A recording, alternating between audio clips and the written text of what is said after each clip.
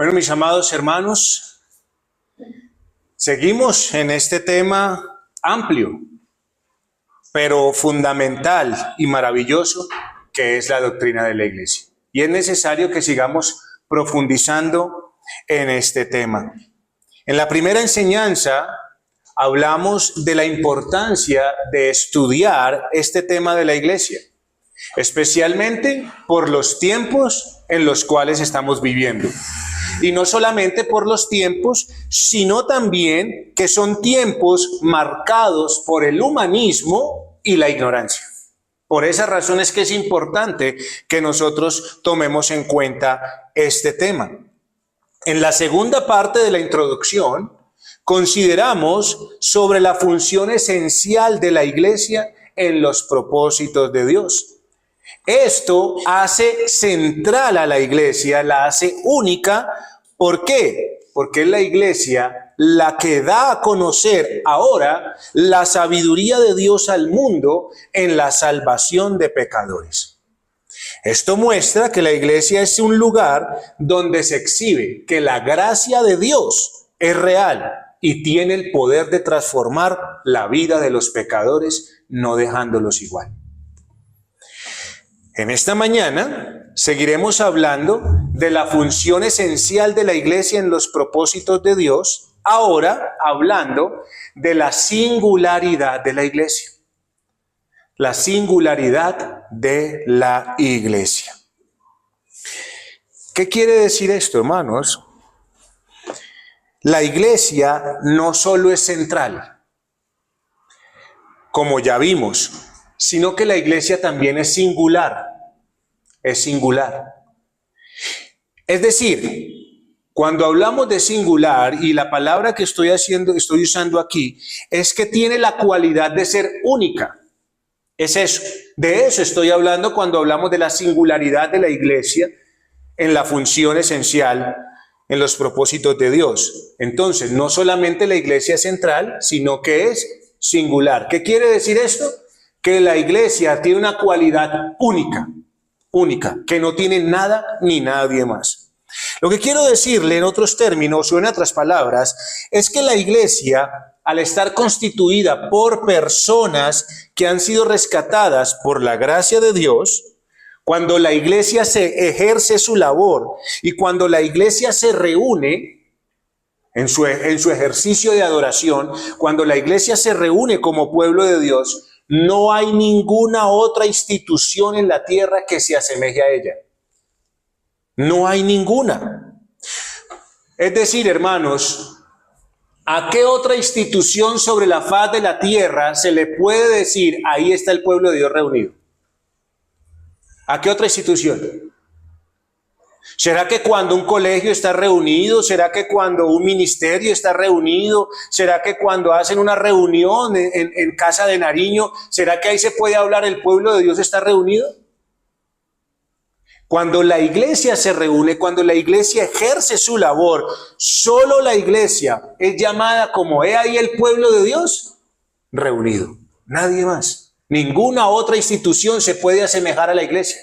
Simplemente con el título de pueblo de Dios reunido. Desde ahí usted puede darse cuenta de que ninguna otra institución sobre la faz de la tierra tiene esa cualidad. Ahora, tampoco se pueden asemejar a ella porque la unidad de la Iglesia no está en intereses humanos.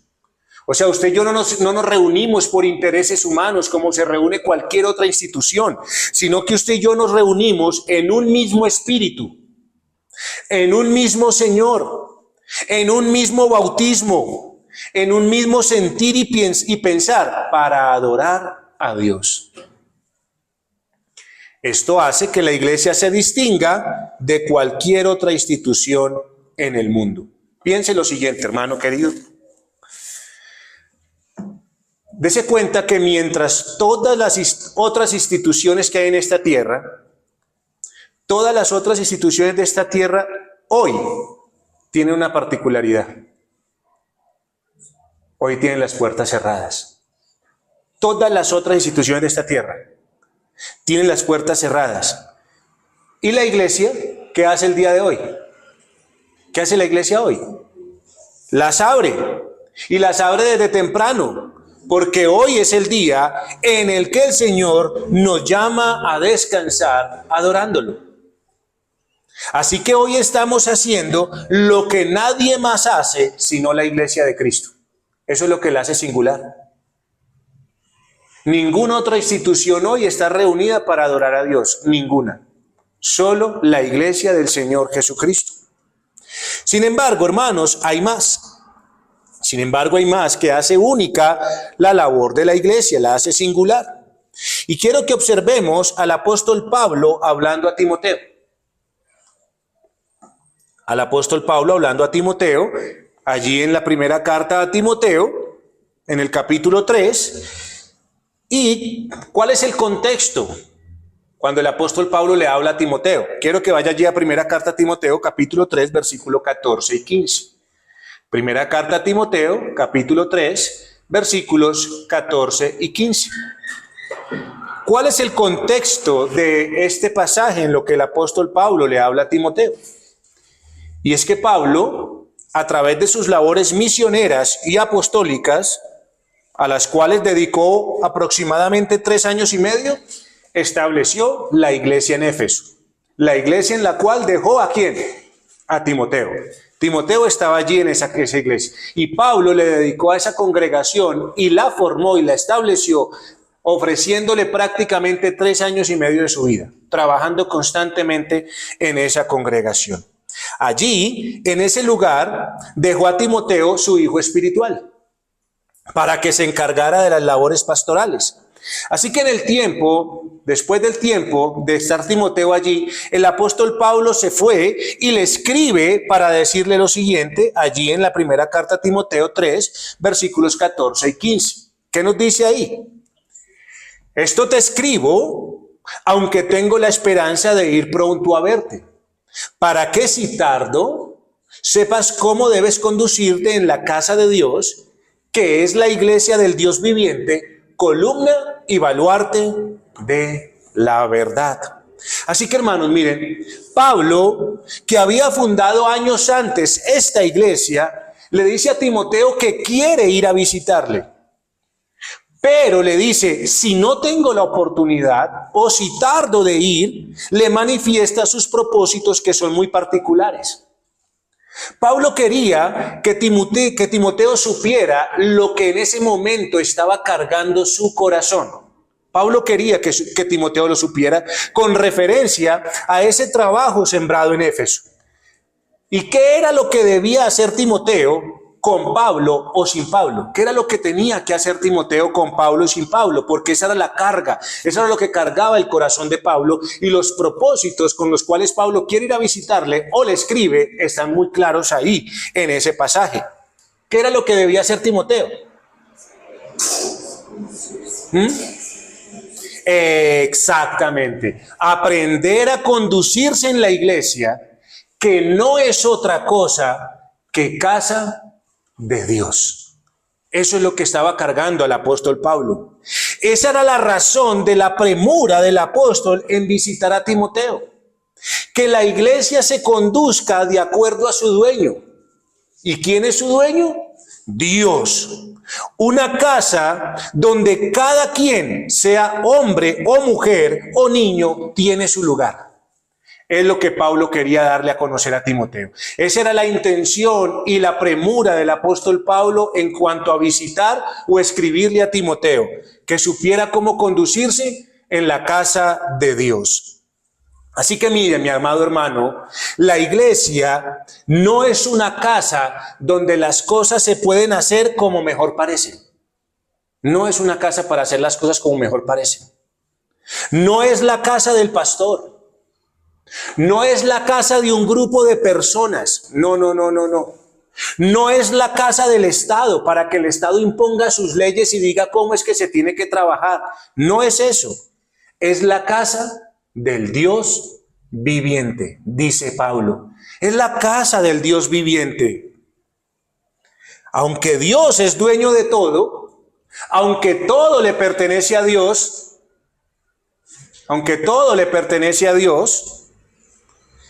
Él dio en algunas ocasiones o en algunas oportunidades, Dios le dio la oportunidad a los hombres de tener señorío y posesión sobre ciertas cosas.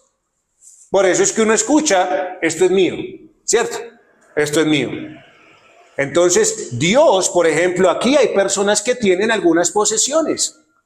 Y esto no es mío, esto no es ni del hermano, esto es de cada quien, porque Dios le dio la oportunidad de que tuviera señorío y posesión sobre aquello. ¿Es así o no es así? Sin embargo, la iglesia no es ni suya, no es ni mía, no es de un grupo de personas. La iglesia es posesión de Dios y esa posesión Dios no la comparte con nadie. Es la casa del Dios viviente. Como le digo, ¿Dios es dueño de todo? Sí, usted dará cuentas por lo que Dios le dio, porque eso es de Dios. Pero se lo dio a usted.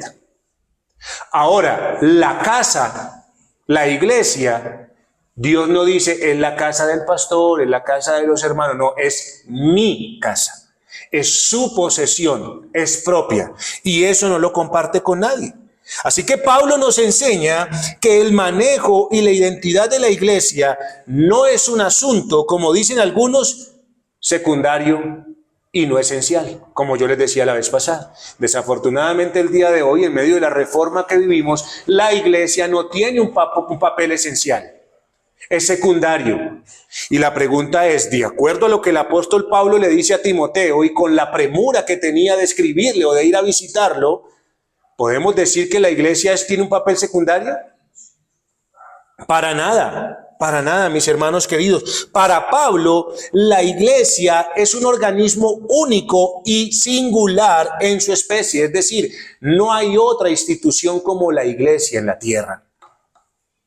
No hay otro organismo como la iglesia. ¿Por qué? ¿Por qué no hay otro organismo como la iglesia? Denme razones.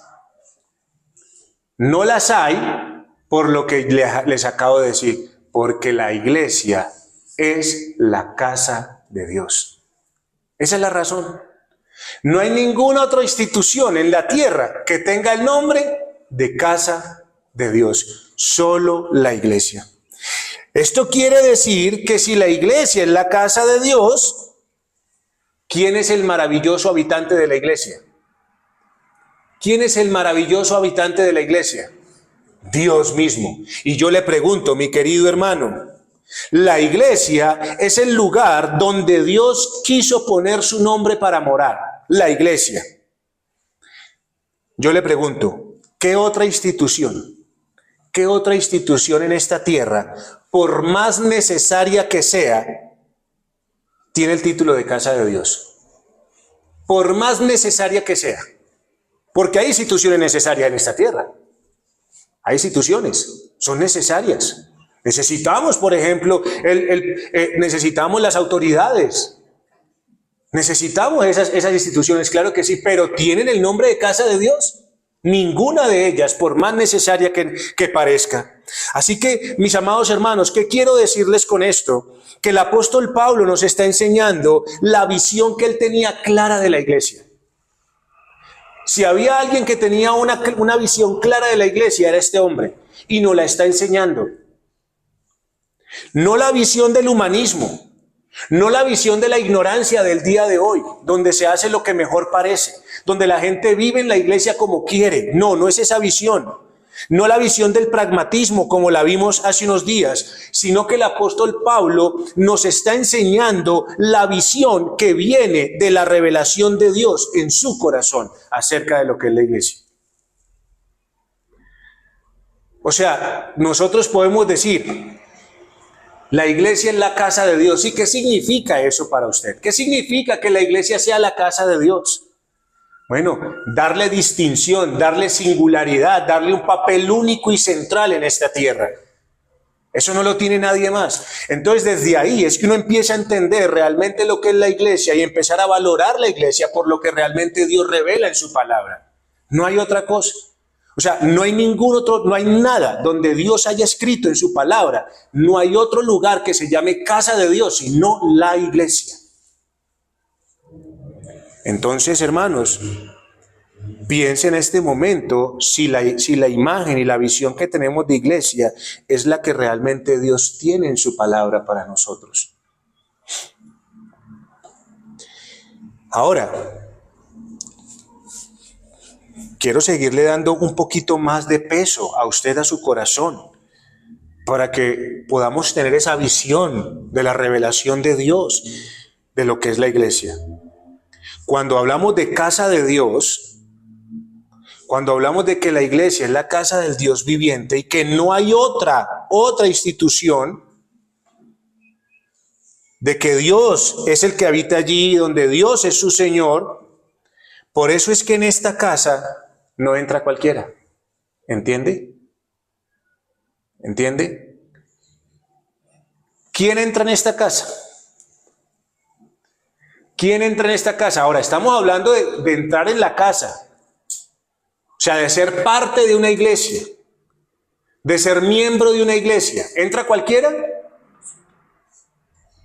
¿Usted deja entrar a cualquiera a su casa? No. Aunque bueno, muchos cualquiera entran en la casa de uno. Pero en la iglesia del Dios viviente ¿entra cualquiera? No entra cualquiera.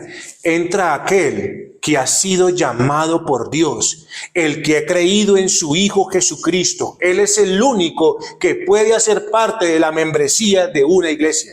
Porque es la casa de ¿quién? La casa de Dios. Y no entra cualquiera. Y yo le digo, hermano, ¿a usted no le parece maravilloso y una bendición esto?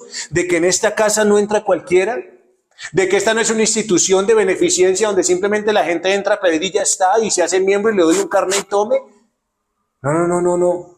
La casa de Dios no entra cualquiera. Entra aquel que cumple con los requisitos establecidos por el mismo dueño de la iglesia, que es Dios.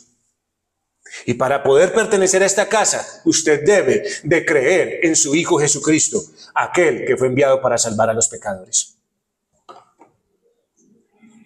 Entonces, hermanos, en la iglesia todo se hace bajo el orden de Dios, quien es su Señor.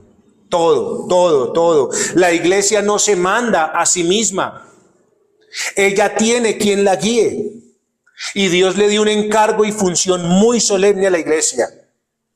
Como le dijo Pablo a Timoteo, ser columna y baluarte de la verdad. Ay, hermanos, piensen lo siguiente para seguirle dando peso a su corazón de lo singular y único que es la iglesia, lo maravilloso que es la iglesia. Usted y yo vivimos en una tierra caída. Y usted y yo vivimos en una tierra de engaño, donde cada institución prenda un noticiero, hermano querido, prenda unas noticias y dése cuenta que cuando usted prende las noticias, cada institución de esta tierra es acusada ¿de qué? De corrupción, de fraude, de mentiras, de robos. ¿Es así o no es así? Cada institución, todas. Pero ¿sabe qué dice el apóstol Pablo? ¿Sabe qué dice Dios de la iglesia? Que la iglesia es el soporte. La iglesia es la estructura. Es la estructura que sostiene, que guarda, que defiende y que proclama la verdad. No hay ninguna otra institución en la tierra que tenga la verdad. No hay ninguna otra. Solo la iglesia tiene la verdad para el hombre. No hay ningún otro lugar. En otros lugares le hablarán a ustedes ciertas cosas y le podrán guiar en ciertas situaciones, pero ninguna otra institución sobre la faz de la tierra tiene la verdad que el hombre necesita. Así que la iglesia es la única, es el soporte, es la única institución donde Dios quiso poner, donde Dios quiso dar y poder administrar la verdad absoluta que los hombres necesitan. ¿Cuál verdad? La verdad de saber quién es un hombre, quién es una mujer, qué es un padre, qué es una madre, qué es un hijo, qué es un trabajador, qué es un amo, qué es un siervo. Toda la verdad está ahí. ¿Quién puede dar a conocer a Dios? Solo la iglesia. Nadie más. Así que vuelvo y le pregunto, mi querido hermano, ¿podremos considerar la eclesiología una doctrina secundaria? La singularidad de la iglesia, es decir, la cualidad única de la iglesia, queda demostrada por su identidad gloriosa y por la asombrosa función de ser casa de Dios. La iglesia es única en el propósito de Dios. La iglesia es irreemplazable. ¿Por qué es irreemplazable? ¿Por qué? ¿Por qué la iglesia es irreemplazable? Porque es la única que tiene la verdad. No hay nadie más. O sea, reemplace cualquier otra institución. Cada gobierno llega y a una institución le pone un nombre, a otra le va cambiando los nombres. ¿Y qué pasa? No pasa nada. ¿Sí o no? Pero vaya y reemplace la iglesia. ¿Y cómo queda esta tierra? ¿Cómo queda esta tierra si la iglesia es reemplazada? Por eso es que el día que llegue el último de los pecadores, el último llegue al conocimiento de Dios, ya no hay más razones para vivir en esta tierra. Porque la única institución que hace que esta tierra siga respirando y comiendo es la iglesia. No hay nadie más. El día que la iglesia se complete, adiós, mundo, porque no hay nada más que se tenga que hacer en esta tierra. A eso se dedicaron los apóstoles, hermanos. Por eso fue que ellos entendieron el propósito de Dios en la singularidad de la iglesia. ¿A qué se dedicaron? ¿A qué se dedicaron los apóstoles? Porque entendieron lo que era la iglesia del Señor. Todo el trabajo, todo el esfuerzo de los apóstoles, todos aquellos que trabajaron y que fueron dirigidos por el Señor en su trabajo y esfuerzo, ¿para qué fue? ¿Solamente para esparcir el evangelio? ¿Solamente para ir y hablar el evangelio aquí, después irse aquí, después irse aquí, después irse aquí y estar pasando de un lugar a otro? ¿Será que para eso fue que ellos estuvieron? Ellos entendieron el propósito de la iglesia en los planes de Dios. Hermanos, ellos se dedicaron al establecimiento de iglesias como fruto del evangelismo.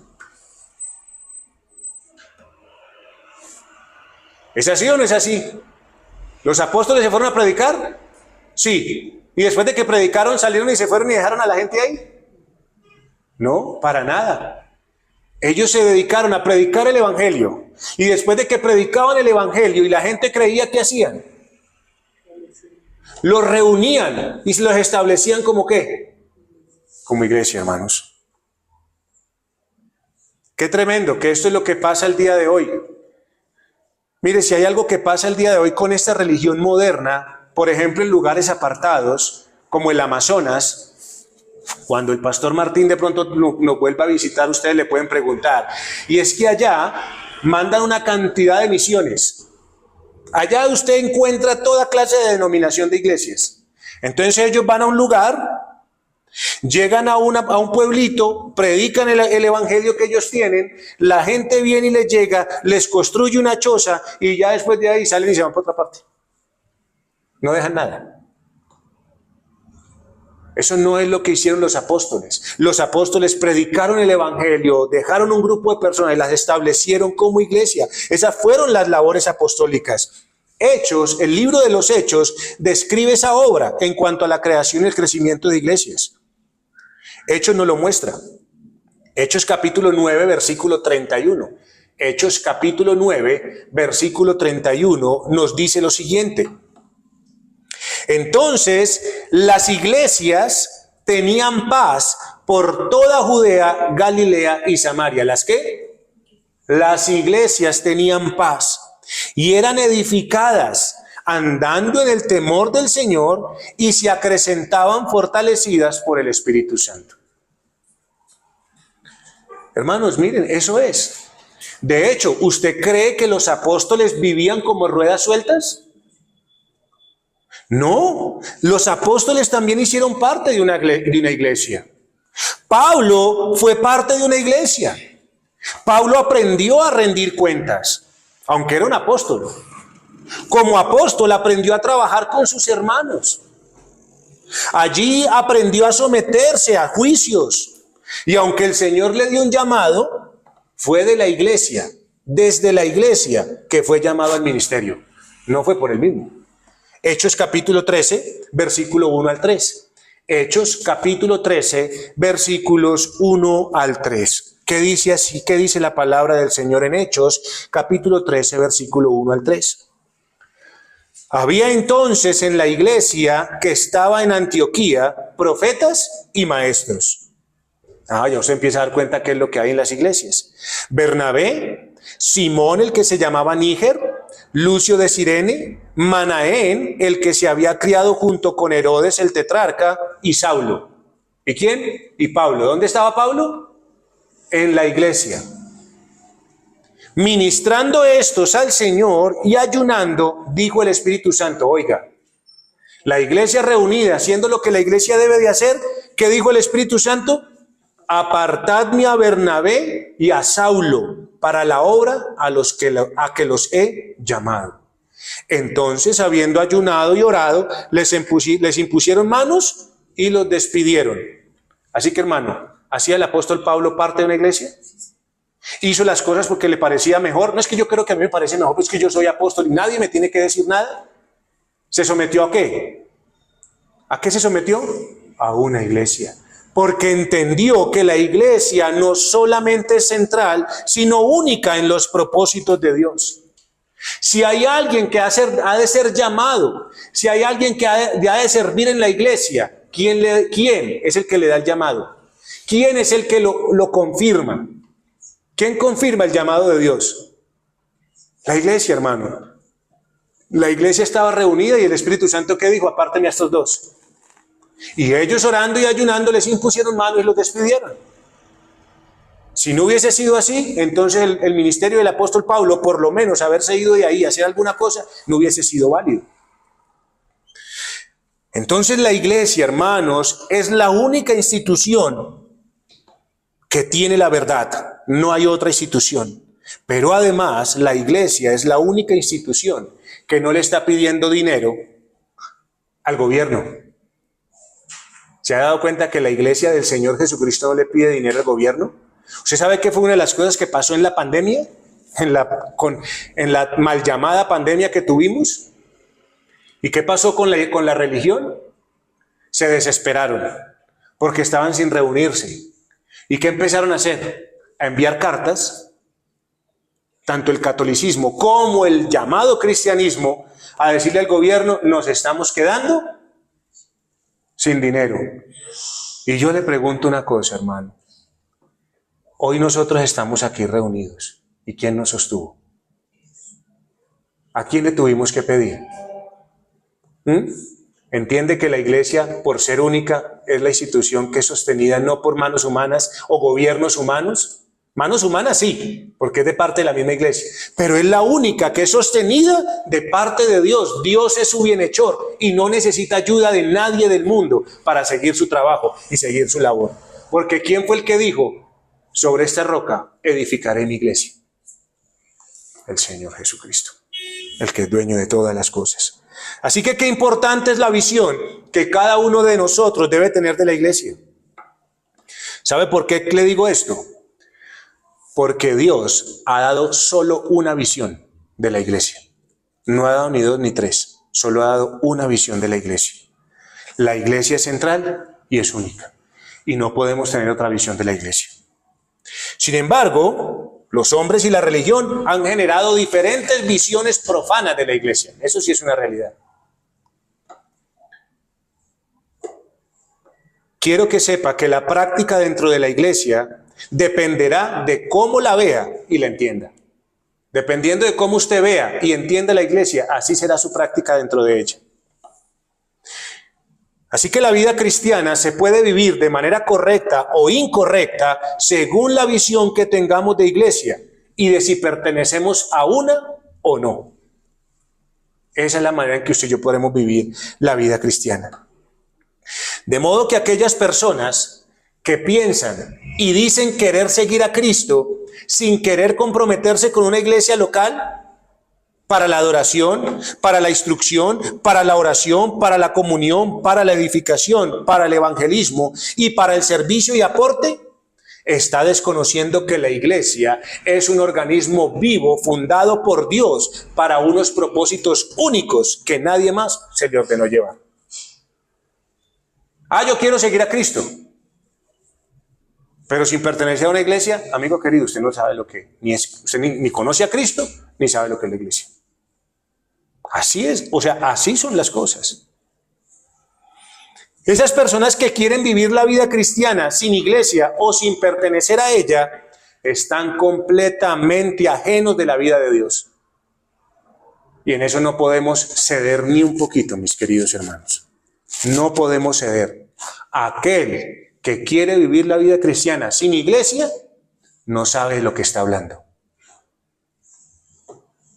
Nadie puede crecer como cristiano fuera del organismo donde Dios soberana y sabiamente da dones para nuestra instrucción.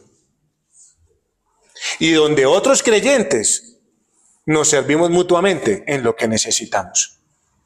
Así que mi hermano querido, mire, si Dios hubiese querido y Dios hubiese deseado que un creyente y su Biblia y su oración fueran suficientes para vivir la vida cristiana, pues no hubiese perdido el tiempo en un plan y propósito eterno, como nos lo mostró Efesios capítulo 3, versículo 11. ¿Sí recuerdan? Que la iglesia estaba ¿para qué? ¿Con un propósito qué? Eterno, hermanos. ¿Sí recuerdan? Un propósito eterno. O sea, si Dios hubiese querido que simplemente usted andara con la Biblia debajo del brazo, solo, de arriba para abajo, y en su casa usted orara y no más, entonces Dios no hubiese perdido el tiempo enseñando lo que es la iglesia y mostrando su propósito central y único en esta tierra. Así que, hermanos, no podemos engañarnos creyendo que mi devoción privada puede reemplazar aquello que las mismas escrituras en Salmos capítulo 87, versículo 2, y que yo ya enseñé aquí en esta iglesia, y que revela: ama Jehová las puertas de Sión más que todas las moradas de Jacob. Así que no podemos engañarnos creyendo que Dios quiere más mis devociones privadas. Aunque todas las casas, oiga bien, hermano querido, así es de importante la iglesia y única. Aunque todas las casas de los creyentes estuviesen reunidas hoy, o estuvieran reunidas todas las casas de los creyentes, Dios ama más cuando la iglesia se reúne. Es lo que la misma Biblia revela. Dios ama más que la iglesia se reúne, más que todas las casas de los hermanos reunidas. ¿Por qué razón? Porque la iglesia es la casa de Dios, donde Él habita, donde Él quiso poner su nombre, y es la iglesia la única que lleva a cabo sus planes. Así que cuando usted y yo nos reunimos como hogares para la adoración privada y la devoción, ¿estamos haciendo la voluntad de Dios? Sí. ¿Pero estamos llevando a cabo los planes que Él ha propuesto solamente para la iglesia? No. Así que de allí es que se deriva la necesidad e importancia de la membresía de una iglesia. Por eso es que me tomé la labor de poder tener 3 enseñanzas de introducción, para que usted y yo nos demos cuenta de lo importante que es pertenecer a una iglesia, a la membresía de una iglesia, al compromiso con un grupo específico de creyentes para la adoración. Y quiero terminar esta enseñanza leyendo lo que concluyó el apóstol Pablo en Efesios capítulo 3. Quiero que vaya conmigo allá. Efesios capítulo 3, desde el versículo 14 al 21. Efesios 3, 14 al 21. Con esto terminamos, hermanos. Efesios 3, 14 al 21. Acuérdense que ya hablamos de Efesios capítulo 3, donde el apóstol Pablo nos enseñó cuál era ese propósito divino y eterno de la iglesia, y único y central de la iglesia. Pero mire lo que terminó haciendo el apóstol Pablo. Versículo 14, Efesios capítulo 3, versículo 14. Por esta causa, ¿por cuál causa, hermano? ¿Por cuál causa?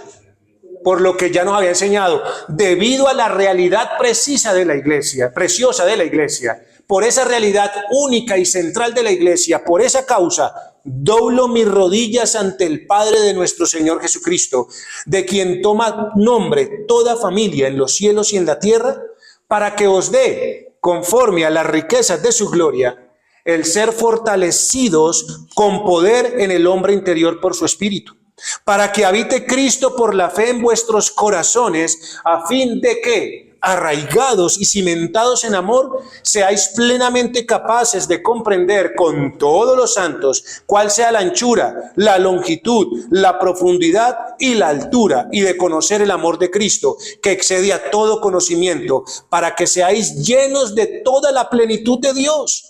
Y aquel que es poderoso para hacer todas las cosas mucho más abundantemente de lo que pedimos o entendemos, según el poder que actúa en nosotros, a él sea la gloria en la iglesia en Cristo Jesús, por todas las edades, por los siglos de los siglos. Amén. Hermano, ¿dónde es que Dios quiere hacer todas estas cosas maravillosas? ¿Dónde es que Dios quiere darnos de las riquezas de su gloria? ¿Dónde? ¿Dónde es que Dios quiere fortalecernos con el Espíritu Santo?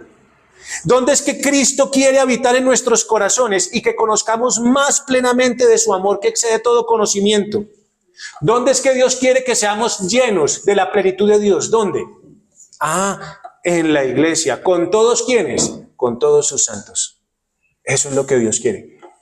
¿Hay otra institución donde Dios quiere hacer esto? ¿Hay otro lugar? Así que solo por el Espíritu Santo podremos concebir la iglesia en estos términos, mis amados hermanos.